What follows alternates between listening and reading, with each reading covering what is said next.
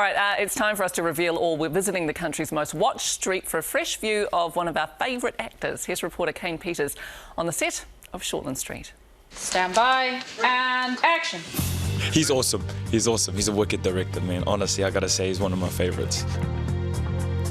He's really great. I love being on set with him, yeah.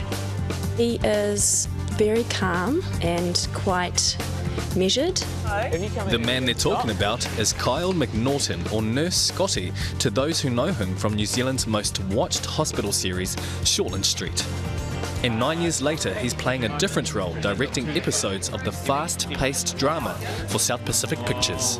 It's such a popular show that you can't make it anything different than what it is. Great. Let's point some cameras at it. Essentially, you've got about 15 to 20 minutes to get a scene, and the way they've got it set up is pretty amazing, and it's one of the quickest turnaround shows in the world. I think every director brings a different take on any story, on any script, so I'd like to think I'd be able to bring something different and a unique point of view to a Māori storyline. Kyle's life has its own unique storyline, with his ancestry tracing back to China, Scotland, and his mother's marae at Papa Oro Tupā in Whatawhata. Yet his strongest tie is to his South Auckland roots. I grew up in Manurewa, went to Manurewa Central Primary School. I think I was called shy at times, but I didn't feel as though I was shy. Didn't have a lot to say. In high school, I wasn't incredibly outgoing. I didn't play a lot of sports or anything like that. I did calculus and statistics and physics and that kind of stuff. But in his final year, Kyle was bitten by the acting bug after filling in for an actor in his end-of-year school production. The new passion led him to drama school at Unitec Institute of Technology, and there he discovered another kind of passion. I met Kerry at drama school. It was at 1999, I think. And then we didn't get together until after drama school. Yeah, I guess we just hit it off. Falling for Kerry meant a lot more than simply asking for her hand in marriage. Kyle made a promise to Kerry's late father to embrace her Papua New Guinean roots, and after the birth of their third child, he fulfilled that promise.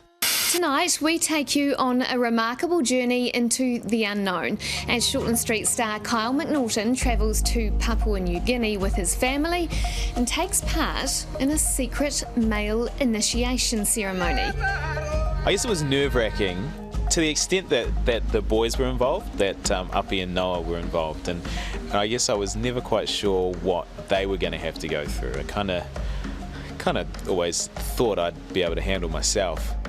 It was awesome. It was such an awesome experience, and they're actually Uppy is probably of age now where he's probably due to go back and do the next stage of his initiation. So yeah, that'll be another adventure. Before Kyle and Kerry found career success, they struggled to break into the industry and make ends meet. It's not the most stable of industries, so we're always trying to, we're fighting to get the next job, or, doing stuff for no money in order to try and build up the CV in order to get another job. And just as Kyle was about to give up on acting, he was served an unexpected dose of good luck. It was at the time when I was a bit hoha with auditions, and I wasn't actually sure I was going to do the audition, but I turned up and kind of just did it and didn't think much of it. And then I got the call from my agent and was really surprised. At least they'll be... In 2004, Kyle made it into Shortland Street's core cast, and the country watched as his character Nurse Scotty endured an eventful and unpredictable life on screen. I had 2 wives on Shortland Street. I had a tumour in the brain that made me a little bit crazy, and I tried to kill one of my wives. So I got shot. I was poisoned. Before I got shot, I was poisoned, and then I had to dig my own grave, and then I was shot, but I got better. But I think that the coolest thing about when I was on Shortland Street was having the kids on. So I had Uppy and Kiki, they came on and played my niece and nephew, my character's niece and nephew, and that was awesome. Over its 21 years in our living rooms, Shortland Street has introduced us to some memorable Māori characters from its beginnings. You're not in Guatemala now, Dr. Ropata. To the present day. Roimata, ngātai. Will you marry me? And the show continues to normalise the use of te reo Māori. Haere rai, e taku tau. Kapa kapa taku manawa. Haere. Haere. Haere. Yeah, I think it's great to have the reo in there.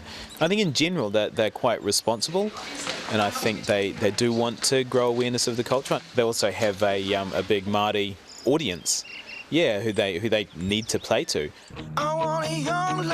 With TV success under his belt, Kyle and wife Kerry found online success through the edgy web series Auckland Days. Yeah, it's kind of our little baby now. And with its second season set to screen on TV1 next year, Auckland Days is a real family affair with Kyle directing and Kerry producing and starring, and the show's still evolving. The traditional method of distribution kind of doesn't apply to all filmmakers, especially, you know, low budget to no budget filmmakers in New Zealand. So we're going to make an Auckland Days movie and release it online. So what's the key to Kyle's success? It all comes down to passion. Yeah.